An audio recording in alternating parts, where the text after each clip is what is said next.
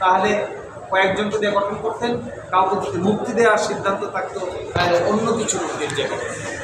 এমনও ছিল, আমি আগেও বলেছি, রাতে আদালত বসিয়েছেন তাদের মাধ্যমে। নির্বাচনের আগে কিছু বিচারককে সারা দেশ থেকে চুজ করে ঢাকায় নিয়ে আসা হয় যেন গুরুত্বপূর্ণ ব্যক্তিদেরকে রাজনৈতিক মামলায় দ্রুত সাজা দেওয়া হয়। একদিনে 17 জন পর্যন্ত সাক্ষী নিয়ে তারা এই কাজ করে।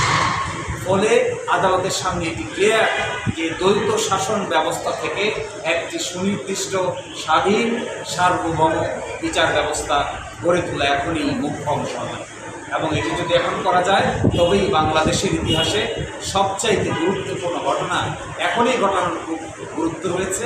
অন্যথায় তাদেরকে যদি স্বাধীনতা না দেওয়া যায় তাহলে বিচারিক কোয়ালিটি কোনো দিনেই উন্নতি করা সম্ভব না। আপনি বলেছেন যে বিচারকদের যে বিচারকদের সেখানে